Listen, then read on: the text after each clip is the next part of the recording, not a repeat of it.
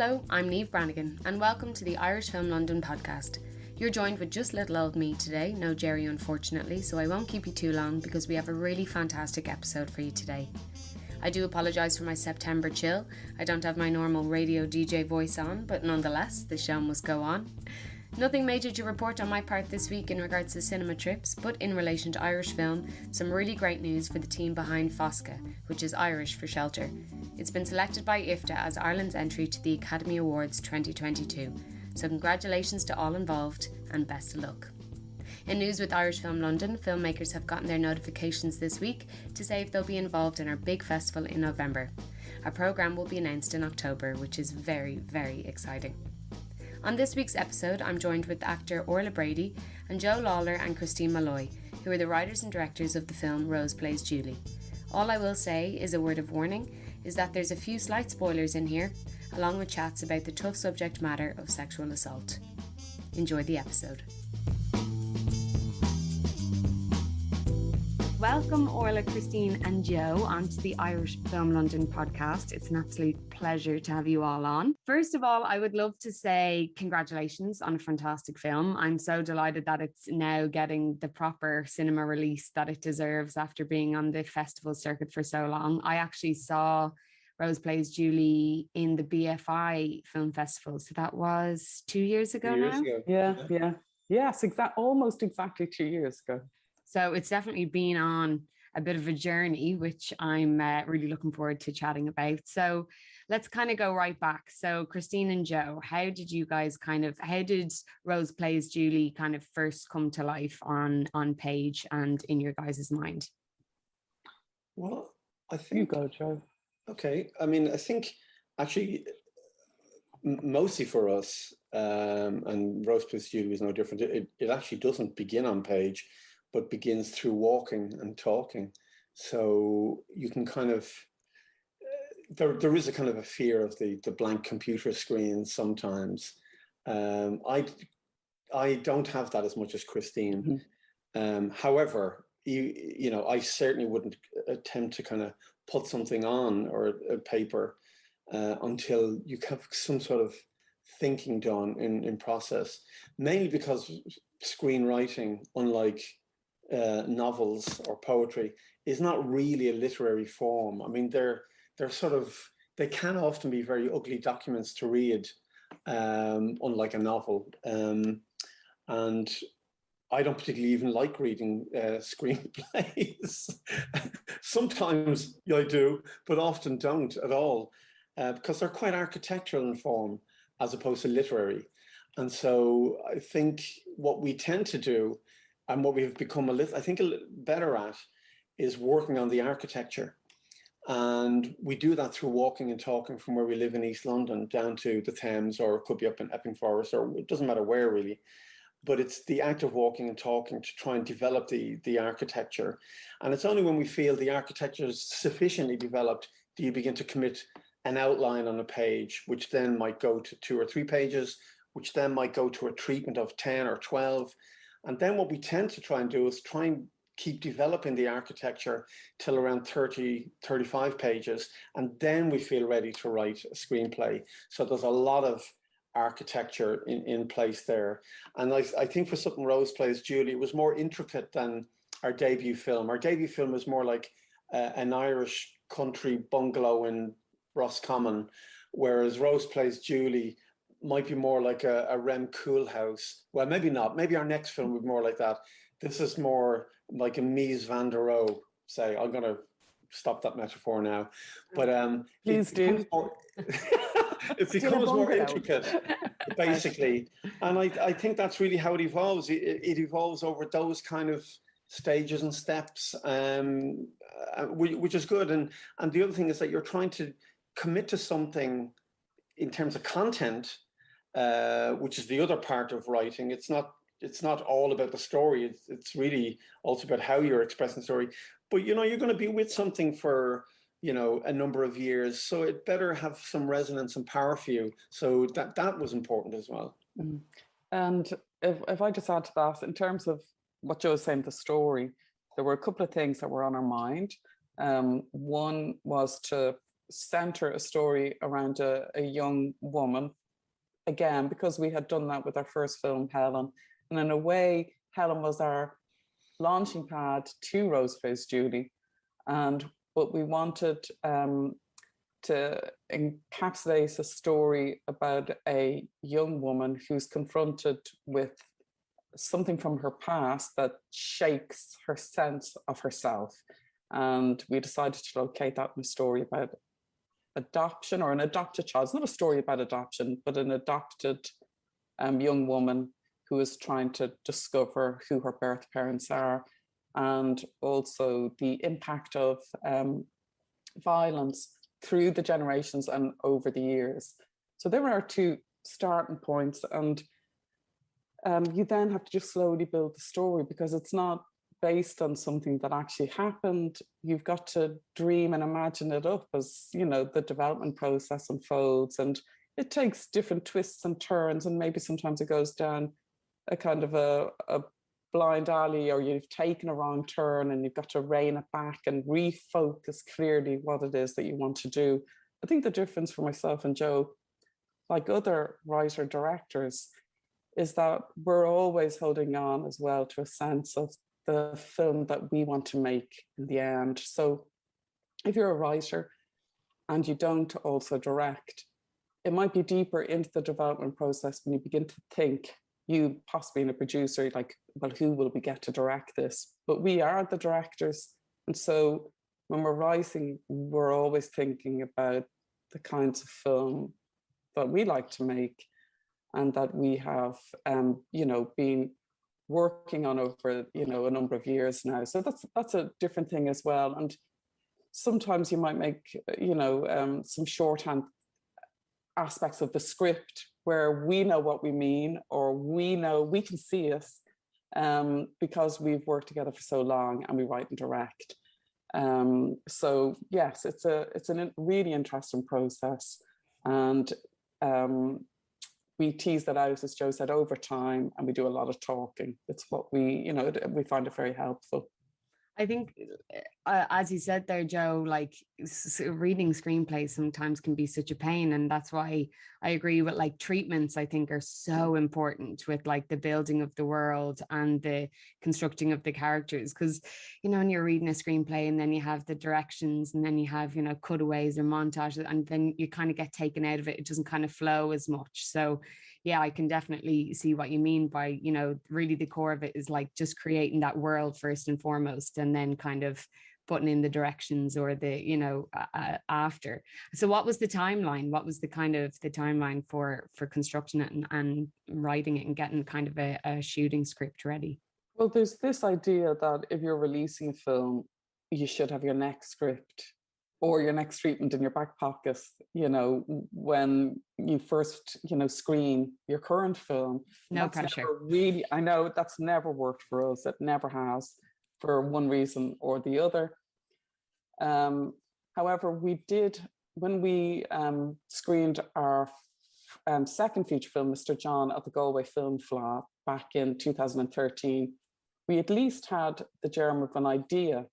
And we had our very first meeting at the Galway Film Fleadh in 2013, and it was with Keith Potter, who was at the Irish Film Board at the time, and Chris Collins, who was at the British Film Institute, the BFI, at the time. And Chris has very sadly subsequently passed away, but he was, you know, somebody who's a real supporter of our work, and we had worked with on Mr. John. So they were both very keen to encourage us to, you know, run with the idea. And it took us until 2014 to actually put everything in place to really launch the development process.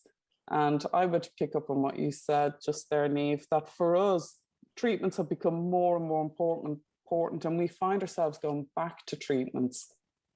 Sometimes in the past, as we were learning our craft, because we learned about filmmaking through making films, we didn't go to film school. You know, if there was a problem, we'd go back to the script. And that can be really, really difficult, because scripts are quite unwieldy as, you know, as documents. But now our we tend to go back to treatments instead. So if there's a big issue, go back to the treatment and figure it out there, and then use the treatment to go back to the script. And I agree with you, like for listeners who don't know what a treatment is, it's a document that really doesn't contain dialogue. So it plots out the film more or less scene by scene, but without the dialogue. There might be tiny snippets of dialogue that might help the reading, but basically it's without the dialogue. So you can just focus on the mechanics of how we move from one scene to the next. And you can also keep a much clearer eye on the overall architecture, as Joe said, because sometimes it can be really hard to keep an eye on that when you're dealing with a document like a script. Definitely. So then, Orla, what was your kind of introduction to the film, and how did you come across your character, Ellen? Well, I'm just listening to this. I mean, as from the lads here, and as I have done before, I marvel at the investment of, of time, the number of years it takes to develop a script. And then even if you were just coming on as directors, there is that whole thing of investing for, a good year in advance easily. And compared to that, we're performing seals, aren't we? We just kind of pop in and, balance a ball on our noses. And you know what I mean? You can do it quite quickly. Now, I balance them very well. Very well. Great. I hope so. I did very much fall in love with this script as soon as I read it. I mean, if we take Joe's, architecture idea, you can look at a sort of suburban imitation, modernish house, or you can walk into E1027 and know that Eileen Gray considered every curve and every shaft of sunlight coming in and every piece of furniture placed within there. And I felt that about this script. I felt it was the real deal. It was considered. There are, deceptively simple moments in a lot of the conversation between people here. It seems very ordinary conversation, but it is true and true to character. And that's unusual. I just absolutely fell for it, and this was before I met them. I then, rather fell for them when I met them. And it's been a very, very lovely thing for me to have done. So then back to Christine and Joe, like what was the casting process like then? Was it was it a no-brainer? Was it a bit of a real kind of search to really find, because your three main players are just absolutely phenomenal. So what was the process of that like? Well, yeah, I agree. They were phenomenal. We're really bad at casting and ideas, and it's a very irritating thing in the script development process. And a question you get often asked way too early is, let's talk about cast. What thoughts have you had in mind? And we're going, yeah, ask me that question after you finance the fucking film. And it's like, don't ask me 2 years before. Sorry, I didn't mean to swear there. That's okay. Don't ask me 2 years beforehand, because they're nonsense conversations. It will ultimately come down to, really what it should come down to is you're fully financed, and then you're ready to approach people. Other than that, it's really speculative. And it's become even more and more difficult now, and it feels to me like a bit of a racket. People being hunted down, not because you want them, but purely because they will bring some financial value to your film, regardless of whether you actually want that person or they might be the most appropriate person to play that role. In our case, Aidan was very straightforward insofar as we were looking for a man in his 50s, and we happened to know him, and we thought, well, we could hunt around and see if there's other Irish men in their 50s, but okay, maybe not. We like really working with Aidan, and we think he would have been really good in the role, and he was. And so that one was fairly straightforward. Anne was quite different, because we don't really keep an eye on who's who. I'll be honest with you. When we go and see a film, it's often because who's made it and not who's in it. I'm not, apart from someone like Marlon Brando or Marlene Dietrich, perhaps, I wouldn't be necessarily driven by who's in a film. more what's the film. And so our casting agent, Emma Gunnery, who was very instrumental in both Anne and Orla, actually, was very helpful in guiding us. And so you go through the process of getting a limited number of really, really great young Irish actors, female actors, to send in self-tapes where there would be a scene that they would do. And you shorten that down to about 6, 8 people who you meet in person and redo the same scene again, this time on camera, and get a chance to meet people. And I think in that process, it was fairly clear to us that Anne had this particular quality of youth and innocence combined with a certain malevolence or darkness about her. She could just switch very easily or contain the two simultaneously. Very hard to do. And that wasn't a reflection. And you're always thinking this other actor who was also very good, maybe is just that, 8, 9 years older and has lost some of that kind of quality. That's not a reflection of their skill. That's just something that comes with the humanity of somebody. So you're always kind of worried about saying no to somebody because actually they really are fine performers. So our great message is, I hope those actors get the roles that they deserve, because there's an amazing crop of young actors coming through.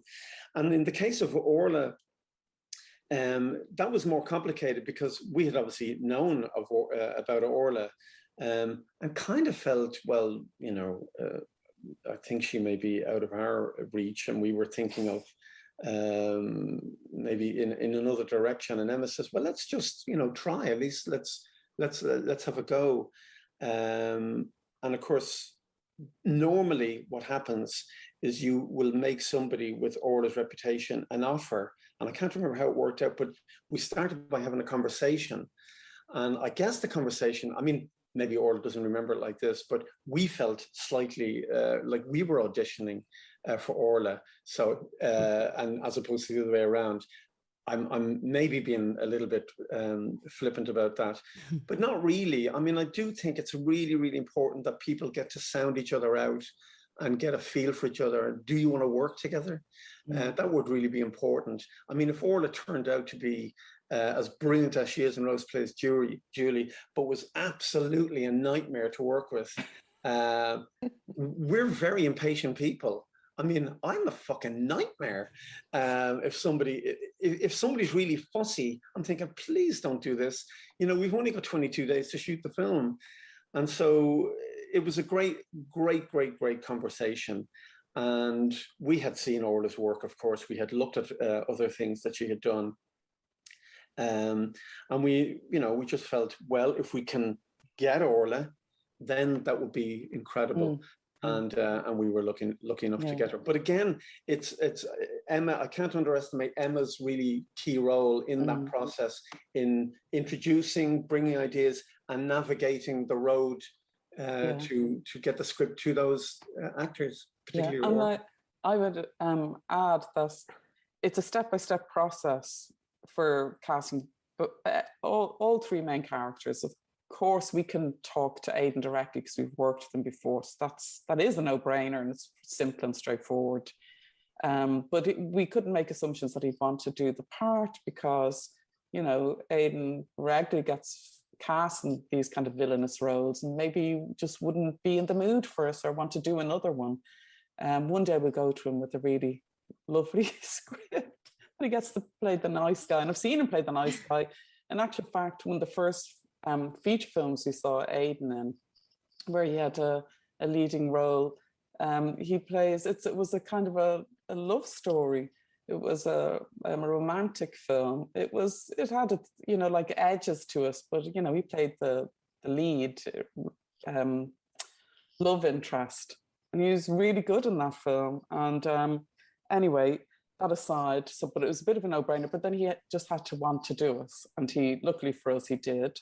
And as Joe said, with Anne, we went through a particular process. But I think for us, the most interesting process is when you are thinking about casting somebody like Orla, an actress like Orla, where the whole thing gets very tricky.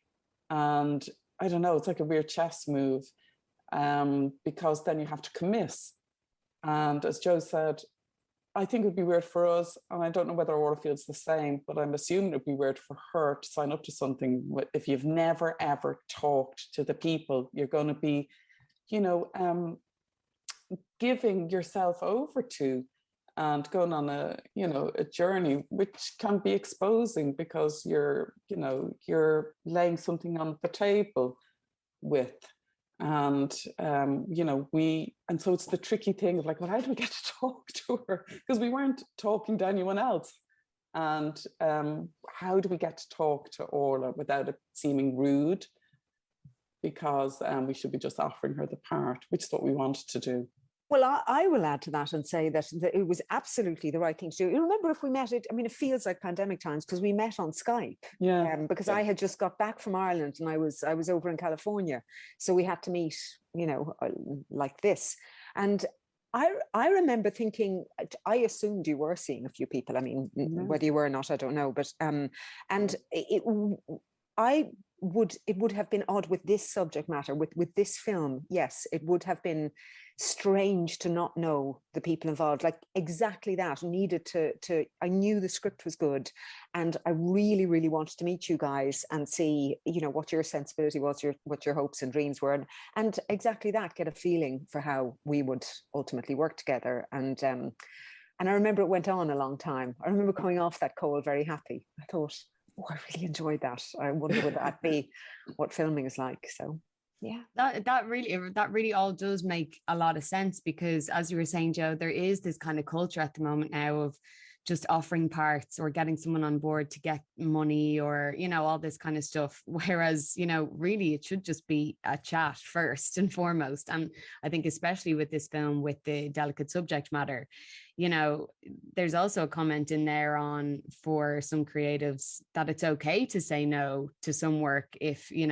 that maybe would affect them in a certain way, or they mightn't be able to fully give themselves to that particular story or that kind of thing. So yeah, that does seem like definitely the right path to have gone down, of just having that chat first. And also sometimes I think maybe with offers, if someone doesn't want to accept it, it's always going to come across as a negative, do you know what I mean, as opposed to just sitting down and having that chat or whatever. So that definitely seems to make sense. And also, as you were saying there, Joe, about Anne, just watching her, needless to say, Aidan Gillen is fantastic, but Anne, I just was so blown away by how grounded she was in such a tough, I can only imagine, such a difficult role to kind of part to come in and out of every day coming onto set, but so grounded and but so vulnerable at the same time, which it's really, I haven't seen before. I found that really, really, really, really refreshing. Yeah. So I'd love to kind of chat about the characters then, because I really, really enjoyed how Ellen was an actress herself. I thought it was a really great choice that, she wakes up every morning and puts on a mask in her real life and in her job in a way as well. And that kind of comment maybe on PTSD and, that kind of survival mode. And this is Ellen's kind of, that's her survival mode. And then, Rose has a different kind of survival mode. So, Orla, what was that like, playing, being an actor, playing an actor, but then also having those levels of kind of underneath of, because everything is quite measured, feels quite measured and quite kind of contained with Ellen? Yes, she is somebody who is very in control of herself, who has made decisions that don't delve too far into the emotional, if you like. I mean, I will say that you don't necessarily put on a mask to be an actor. You frequently, at its best, when it's working, you reveal great things about yourself, because you do use something that is true to you in service of a certain role. However, of course, you are saying, these works of fiction, don't resemble any living person. There's deniability there, if you like. So in that regard, yes, it can be a mask. And that is something that I thought was beautifully placed in the script, that this is somebody who has constructed a certain life, and denied, of course, a great truth, denied this thing that has happened, this trauma that has happened to her. And because of that, there's an element to her that I always thought was brittle. She's speaking of controlling people, she can be quite controlling, certainly of herself, maybe of those around her. But it takes this extraordinary, girl, this child, this young woman to appear to break through that and to allow Ellen to become whole again. I just loved that arc as well, and the effect that Anne Skelly's character has on her.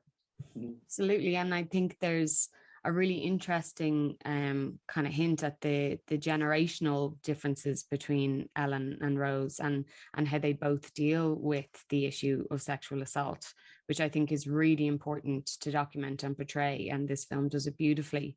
And like that, as you said, Anne's character does kind of awaken this bravery within Ellen.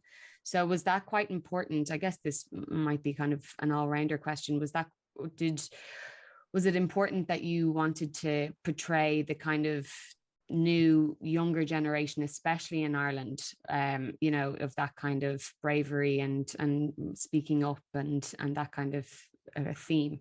I mean, well, I'm sure Kristen will add to this as well. But I mean, our daughter's 18, and so only a couple of years behind Anne at the time we were filming. And of course, when she was a baby or a toddler, we'd been watching films with her. So we'd sit down, we'll watch whatever. But it's true to say that when Molly's there watching a film with us, what she brings to bear on it, it's a profoundly different experience. We will look at material now that we've seen, we'll introduce her to films from how many years ago, but her critique of it comes from now, a young person now. It's very different. And then you think, we learn a hell of a lot from her in the process of that. And you begin to critically look at films in a new way. And her BS threshold is very low with a lot of films that we thought, yeah, I think you might like this film. We haven't seen it since we were, your age. And you look at it and you think, Jesus, this is outrageous, this film, for its sexual politics. And she can see it immediately. I'm thinking, God knows what we were thinking back in the late 70s and early 80s. So I do think that generation, I know Orla has talked about this previously, that are, let's say if we confine ourselves to Ireland, for example, it happens here as well, but certainly in Ireland, it's very different now. And the future looks a lot better and stronger because of a political engagement. And I think it's really important that a younger generation can do the teaching and the leading and are doing that. It's funny because when we were very young, myself and Christine got married in a registry office, and we were in our very early 20s. And this was back in the mid 80s. And it may sound trivial now, or it sounds unlikely, but back in the mid 80s, if you got married in a registry office, that's confrontational. And my dad, this kind of Kerry man, says, well, I'm not going to go to that wedding. And I said, well, you don't fucking have to go to that wedding. You're not getting married. And of course he did go. And I always think the children are far stronger than the parents, and young people should never, ever forget it. And they sometimes do forget it. And our generation have often forgot that. And I think this current generation are plugging into their power, and they are far more powerful than they realize. And but it almost realize it. It goes through steps and phases, and it might take that long because we're the children of our parents' generation. And I would say that my parents were incredibly supportive and open to being challenged. And then that's just about luck, because lots of my friends had parents who weren't open to being challenged and wanted to keep the parent-child relationship in a place where children don't feel confident to be able to say what they feel and what they think and what they believe in, and to push and to challenge. So they're not giving the space, not giving permission.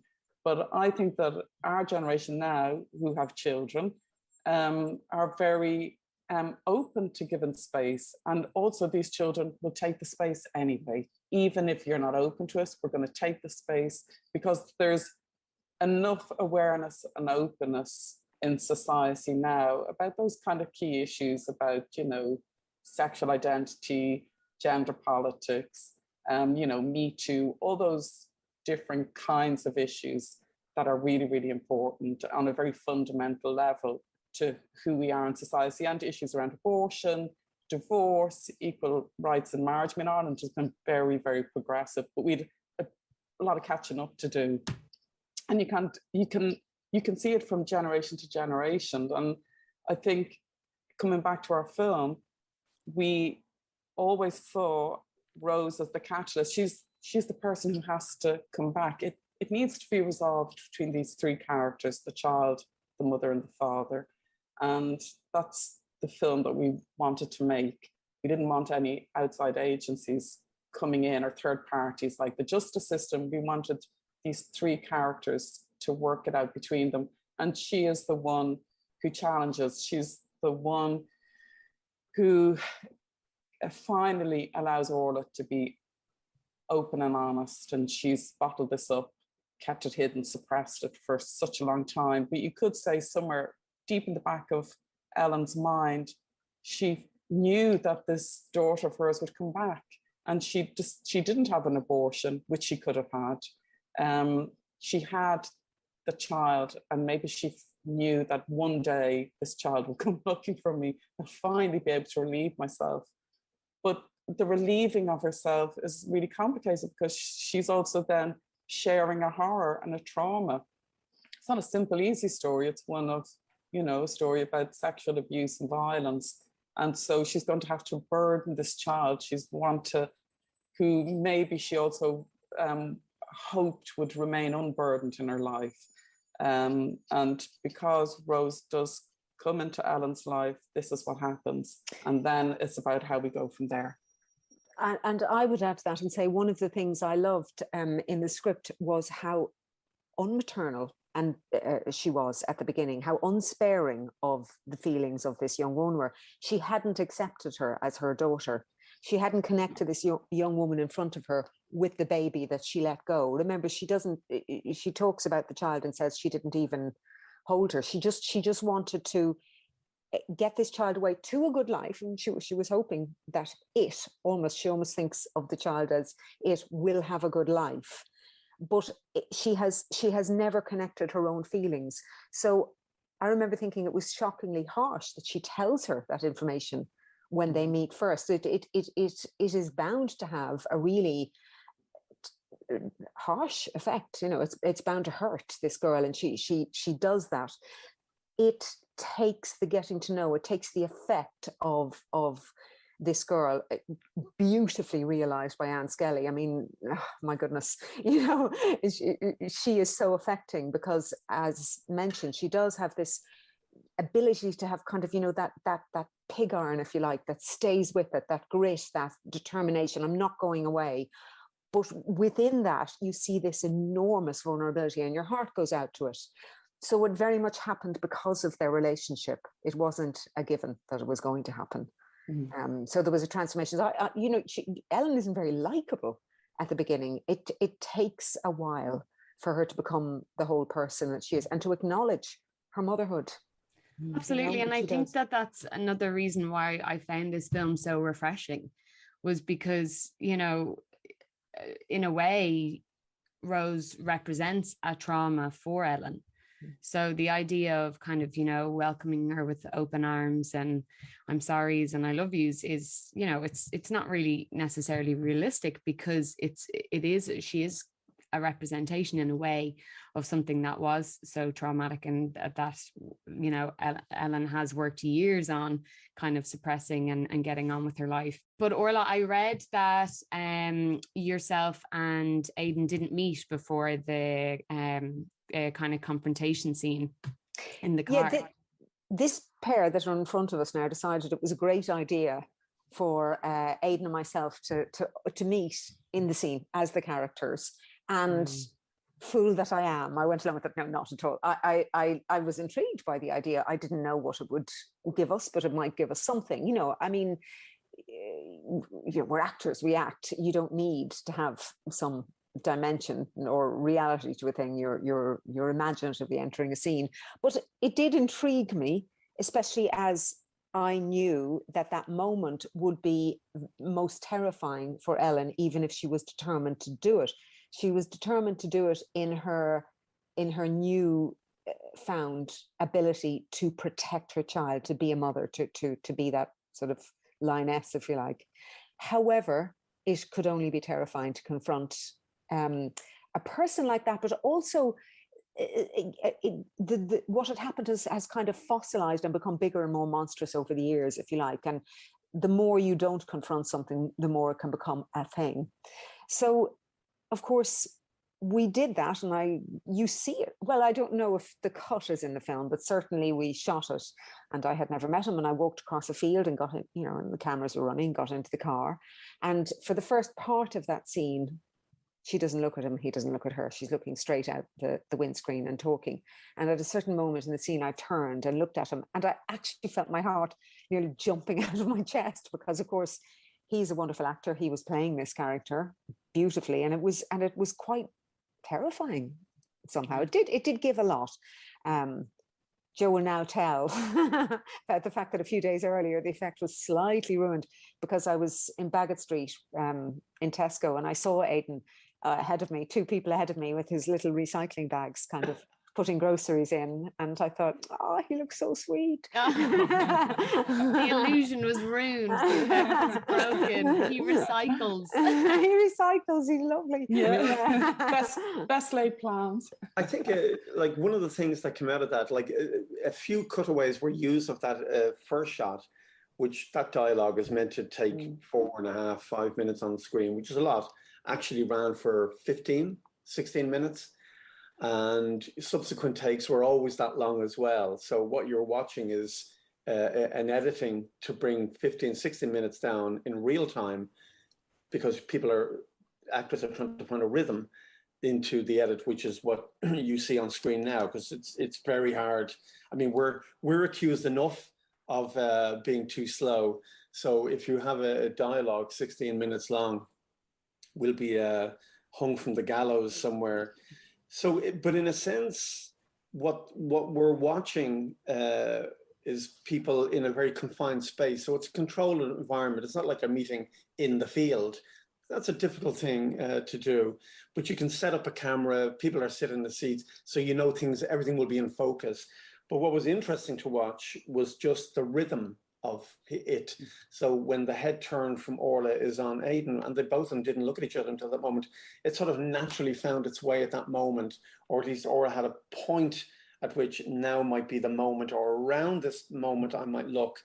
And that's an interesting thing, to let the scene just play out like that, because I think it was all the more powerful. And the subsequent takes had all the tension and energy of that. So I don't know, you can't really do it for every scene, but you could do it for some scenes, and I'm glad we did that for that particular scene, because it was the only scene possible, because it's the only scene that they share, and I think it had huge merit to it. And we only did it 2-3 more times, up until the point when something dangerous happens, and then of course that becomes a bit of a choreography. You know what I mean? That you can't do, because you have to do close-ups and blah blah blah. But the it was very exciting to watch that, and then because we knew that dialogue should have and will have a lot of power, which it did do. I was just going to add that, you know, it's not often that a schedule, because schedules for low budget films are pretty tight, because normally you've got so few days to shoot. We had 22 filming days, which isn't a huge amount to get through the script that we had. But sometimes it just offers you a little gift that, you know, you can then try and grab hold of and use to some kind of good effect, which is what I think the schedule did for Orla and Aidan, because Aidan's last day was Orla's first. The only scene they're in together is the scene in the car. And then the schedule gave us another gift, because the first scene with Anne and Aidan, actually the first scenes we shot was the scene in the museum, when they meet in the museum. And of course, Anne and Aidan have never met each other before. It's a very intense encounter. It's a pivotal encounter between the two of them. And so that also had this very interesting energy, because, you know, they were meeting each other for the first time, and it's this very particular scene. So I think sometimes you can get lucky with a schedule. It just allows, even though everything's out of, you know, order and it's not happening as it happens in the script, and it might feel really like, oh my God, they're going to do that scene. It's the very first scene we're shooting, and it's such an important scene, like, and we won't have the chance to reshoot if it doesn't go well. But it can also then just bring something, which is this energy that, you know, that the scene might just really, really benefit from. And I think both the scene between Orla and Aidan in the car, and then the scene between Anne and Aidan in the museum, really benefited from just that look of how the scheduling worked. It worked in our favour very much. So absolutely. That's so interesting that you said that, because I always find that the best place for uncomfortable chats or discussions is the car, because you're both facing forward. You don't have to look at each other, but yet you're still in quite an intimate kind of setting. And I guess as well, it's interesting that you said that about this scene with Anne and Aidan for the first time in the museum, is also kind of somewhere that you could be sitting beside someone, but both, you know, feasibly looking forward for a long period of time as well, and not having to have that eye contact or that connection. So that's kind of quite an interesting parallel between the two. But Joe, you just commented there on your you said that there's comments on you guys being too slow. And like, obviously as a style, like there is a beautiful style within the film of kind of lingering shots and daydreams and stuff. And I kind of see that as a viewer, I just kind of see that as a chance for the audience to kind of take in everything that's happening, or even kind of come to their own narratives or conclusions. But is there kind of a thought process behind that kind of style of shooting? Yes, there is and there isn't. I mean, there isn't in as much as we just intuitively work in that rhythm, and you know, so therefore, you know, for all, you know, this isn't an actioner, you know what I mean? If we did a Marvel film, it would be very ponderous and slow Marvel action film. So maybe we're the wrong people for that, of course. And so in that sense, we do see the cinema space as a space to reflect a little bit more, to change time, and not to quicken it up, but to slow it down. And maybe a lot of the films we like have a lot of that in common. And that's films from around the world. And so, and over time. So we are naturally drawn to that. But it is interesting how some people will make the declaration that the film is too slow. Not that they would be humble enough to say, I found the film too slow, but as stated as a matter of fact. So if you were to ponder that a little bit, you would realize what a ridiculous comment that would be. So if you were making a comment about you know, a Bach concerto, you wouldn't say, well, yeah, that was too slow. You're thinking, well, of course Bach didn't make that too slow. That's the rhythm that it's in. You can't say Beethoven or any composer or Billie Eilish, that song was too slow. It's like, what the hell are you talking about? It's too slow. You found it too slow. So just bring yourself into the equation a little bit more. But it's amazing how some people, thankfully, most people don't agree, but that some people will find things too slow. And it's almost like the most provocative thing you can do these days. It even doesn't matter about the content. The form is the thing that will really kind of upset people. And one of the greatest thresholds you can cross is to test people's patience in terms of making a scene or looking at a landscape for a few seconds too long. And people get really offended by that. And you think, wow, that's incredible. Here's an amazing scene. and it's beautiful to look at, why don't you want to look at it? And I think partly it's because they're thinking about the action of the story and not how something's being expressed. And they're thinking that how it's being expressed is not important. They just want to get on with the story. And I'm thinking, well, the story's part of it. In my mind, it's not even 50% of it, but let's say it's 50%. We're asking you or inviting you to think about the other 50% of what that experience is like. And I don't know what you can do about that. I mean, there was an old thing that the faster the internet becomes, the more impatient people become. Mm-hmm. A study was done. It's not me just making that up, but a study was done about people's rhythm and time.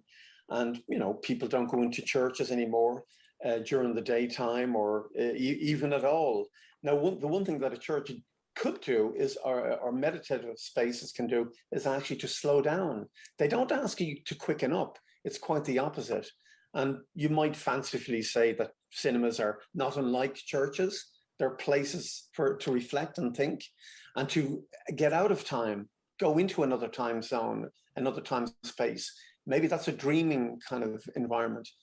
For some people, as I say, thankfully not most people, but for some people, that's just too much for them to bear. I mean, I think the problem with the cinema, equating cinema with the church, is that people go into cinemas for all different kinds of reasons. It might be escapism and for entertainment reasons, and not necessarily as a place to, you know, a reflective place or a thinking place. That's the kind of cinema space that we like. But one thing, when we used to make theatre all these years ago, there was a New York theatre maker called Richard Foreman. And I remember something that we held on to that he said was creating a space for accidents to happen. And the thing that I like to think about in relationship to film is this idea of creating a space.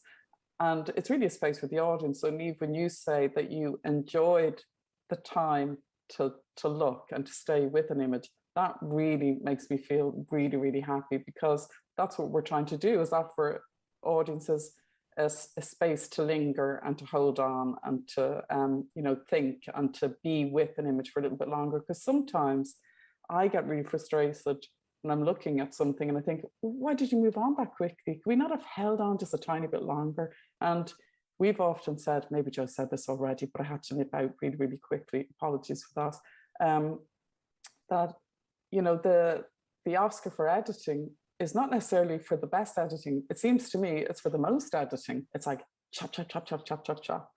And, you know, film is like that. As Joe said, you're being pushed forward by the story and it must keep going forward all the time. And we're not encouraged to pause. And I would add to that by saying it's and I hope this is borne out for the audience, but certainly the experience as an actor is that you, if a pace is allowed to slow down, you have much more opportunity to be in the character, to just sit as Anne and I did, just nestled into it, and you felt you just could become, in those few moments, who these women were, where they were in their story. And there's a kind of pressure to get on with the story, you know, cut to the chase, move forward with the narrative. Even within a scene that's frequently there, that means that you can get slightly panicked into performing. I mean, you can still perform it pretty well, but it's a different experience than being. That takes a little bit of time, and they very much encourage that. So that was wonderful for us. Absolutely, especially with the story and the subject matter, just having those extra few moments and just letting those effects kind of settle for, I imagine, as an actor and for the audience as well. Sometimes actually the most beautiful parts are in the little lingering shots after something is said or before something is said. But just sorry to interrupt me, but I mean, on that, in terms of cinema, I mean, I think about cinema now because of the pandemic in a very different way. I am worried at first, I have to confess, and I do think it's a space that's under duress. And you think about film history. I mean, there's a wonderful film by Chantal Akerman called Jean Dielman, and it's a very, very simple film. It's a woman at home going through her domestic chores for the day. day after day. And but the tension is riveting, and it's nerve-wracking by the end of it, because the tiny little details and shifts and changes. Peeling potatoes. But when she's going to peel those potatoes, she's going to peel each one.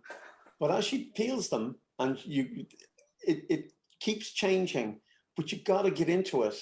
And if you don't give yourself over to it, it's not going to happen. So the same could be said for music. If you don't get into the music, you'll then convince yourself, I don't like trip hop, or I don't like a certain kind of music. It's just, you're just putting up blocks there all the time. And so similarly, you'll come in, this is my taste. I don't like curries. No matter what you do, I just don't like them. I'm thinking, taste can change.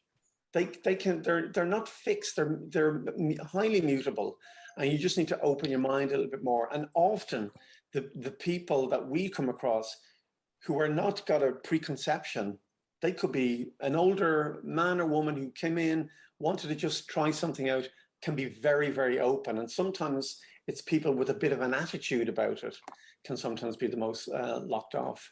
But yeah, a rhythm is an endlessly fascinating conversation, and it's one where we're, you know, endlessly being attacked over. But what can I say? It is what it is. Well, I think it's very refreshing to stay true to your own style and your own vision like that. It's very easy to kind of conform. So I do commend this film for that as well. And I hope more people get to see it now that it's in cinemas. But I would like to ask Orla, because you've worked on so many different projects in loads of different mediums throughout your career. And I imagine you would learn something from kind of each project along the way. So kind of what takeaway do you have from your experience with Rose Plays Julie? I don't have some wonderful kind of golden piece of wisdom to impart. I wish I did. What I know for me is that this felt very much like my happy place as an actor. That it's one of the I mean, the role I enjoyed, that's a given, but one of the happiest jobs I did, one of my favorites, I should say, over the years, because there are roles you do, there are, you know, things you join that you think, that was difficult for me, so I had to push myself to get that. I'm not sure I did. There are others that you simply don't enjoy. You think, no, this isn't exactly what I thought it would be, especially when you do something that's TV, because you take a role on a proposal, if you like. You've seen a script, and there's a certain promise of how the character will play out. And then frequently that can be disappointing. You know, you sort of become a girlfriend or a wife rather than being more fleshed out as you would hope to be. But there are a few films that I have done over the years, and this is very definitely one of my happiest. So that's my takeaway for me. And Christine and Joe, I guess kind of same question. I was going to say, which I'll also ask, what would you love audience members to take away from this film? But first, actually, what did you both learn or take away from this film? I can't remember. It feels so bloody long ago now. I'm thinking, huh? You know, even watching it, I'm thinking, God, again, you know. So it does feel a good while ago. I don't know if I can answer that question. I don't know what the takeaway would be. Certainly the idea of a treatment, certainly the idea of the art of a schedule, and certainly investing more in characters and giving more space and time to that. The other big takeaway, really, that in terms of audiences, which is the one that's triggering me more in terms of what you said, is in the current climate, because it's a kind of a habitual thing of going to the cinema. You have to go to the cinema in order to retain the muscle memory to go to the cinema. Yeah. And when you stop that, you're out of shape and you don't go ever back to the gym, so to speak. And so my big worry is that we're on a threshold of losing the memory that we once ever went to the cinema. So if nothing else, I would love for people to go to the cinema, and critically then, when they're in the cinema looking at something like Rose Plays Julie up on the big screen, be glad that they did it. Yeah. And I would just add that, I mean, we were aware that we're taking on tricky material, dark material, difficult material. And we wanted to find a fresh perspective to try and come at these questions and issues about, you know, imbalances of power, abuses of power, sexual violence in a way to try and, you know, think about it differently. And, you know, one of the things at the heart of sexual violence is the imbalance of power, the abuse of power, and consent, the question of consent. And we wanted to try and arrive at that question in a different way, and even to get bloody well Peter Doyle, the biological father, the rapist, the last thing he's got to grapple with is this question about consent, or the last thing he's confronted by is the thing of consent, what he didn't offer Ellen. He just took from her, not listening to her saying no. And he tried to take from his biological daughter and didn't listen to her as she said, no, I don't want this. Now, he was offered consent. Now, in my mind, two wrongs don't necessarily make a right. And we could have easily just gone for the revenge plot, where we have this great moment where, you know, he's murdered in cold blood or slashed. But Ellen's character isn't a cold-blooded murderer. She didn't even really want to go out there and kill him.